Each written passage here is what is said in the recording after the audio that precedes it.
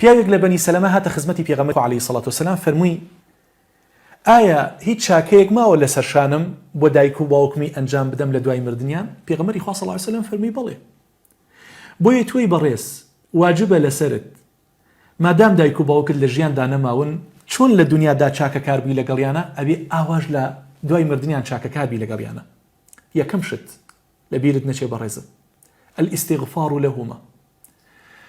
زۆر داوای لێبوردن بکە لە خوای پەروەردگار بۆیان لە گوناهەکانیان داوا بکە بڵێ خوایە ئەگەر دایک و باوکم گوناهێکیان هەبووە ئەگەر غەڵەتێکیان هەبووە کەم تەرخەمیکیان هەبووە خوایە داوای لێبوردنت لێ یەکەم بۆیان. خوایە لە دایک و باوکم خۆش بە، خوایە قەبرەکەیان بۆ فراوان کە، خوایە لەو شوێنە پەشیمان نەبن، خوایە داوا لێ یەکەم هەرچی میهرەبانی و ڕەحم و بەزەیی خۆت هەیە بەسەر ئەو دوو گۆڕی دایک و باوکما بڕژێنیت. تەواوی پێغەمبەران سەلامی خوایان لێبێت دوعایان کردووە بۆ دایک و باوکیان لە دوای مردنیان. باوەڕ ئەکەی ئەگەر تۆ داوای لێبوردن بۆ دایک و باوکت بکەی واللهی دایک و باوکت لەناو قەبرەکەیان شوێنیان خۆشە بێت، دەرەجاتیان عالیە بێت. پێغەمبەری خوا صلی الله علیه وسلم فەرمێت ترفع للميت بعد موته درجاته.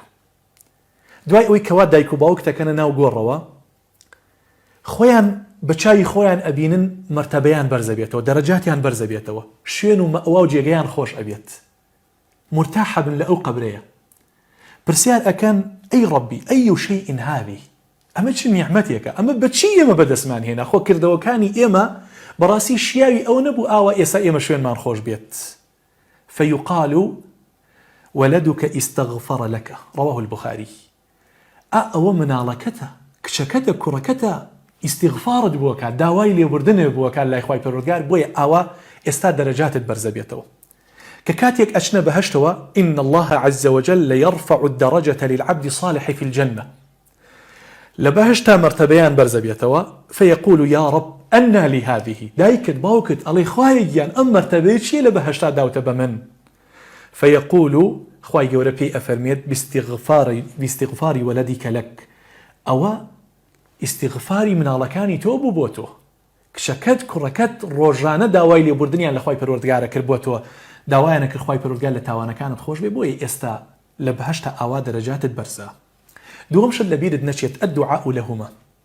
زۆر دوعا بۆ دایک و باوکت بکە، هەر کاتێک دوعات کرد بۆ خۆت دوعاش بۆ دایک و باوکت بکە. پێغەمبەری خوا صلی الله عليه وسلم فەرمێت إذا مات الإنسان انقطع عنه عمله إلا من ثلاثة. هەر ئینسانی بمرێ کۆتایی کردەوەکانی کۆتایی پێدەی، هیچ کردەوەیەکی بۆ ناڕۆ إلا سێ کردەوە نەبێت. یەک لەوانە فەرمووی ئەو ولد صالح يدعو له، مناڵێکی صالح هەر کەسێک لە دوای خۆی بەجێ بهێڵێ و ئەم مناڵە دوعای بۆ بکات، دوعاکانی ئەم مناڵە ئەگا بە باوک دایکی، هەر دوعایەکی بۆ بکەی بڵێ خوایە داوا لێ یەکەم دایک و باوکم کەیتە بەهشتەوە، یەقینت هەبێت دایک و باوک دەچێتە بەهشتەوە. دوعا بکە بڵێ خوایە داوا لێ یەکەم لەو قەبرەیە خۆشترین شوێنیان بە قسمەت کەی، خوایە مەد البەصەر تا چاو بڕەکات درگاکانی بەهشتیان بۆ واڵا بکەی، یەقینت هەبێ ئەم دوعایانە هەمووی ئەگا بە دایک و باوکت. سێیەم شت بەرامبەر بە دایک و باوکت بیکەی قەضاء الدەین عنهما. ئەگەر دایک و باوکت قەرزاری هەر کەسێکن لەم دنیاە قەرزارەکانیان بۆ بدەرەوە، چونکە پێغەمبەری خوا صلی الله عليه وسلم فەرمێ نفس المؤمن معلقة بدينه حتى يقضى عنه. نفسی هەموو ئیماندارێک هەڵواسراوە بە قەرزەکەیەوە تا ئەو کاتەی قەرزەکەی بۆ درێتەوە، لە گەردنیایەتی لاشەی ئەم مردووە ساردەوە نابێ ئیسراحەت ناکە تا قەرزارەکەی بۆ دەدرێتەوە.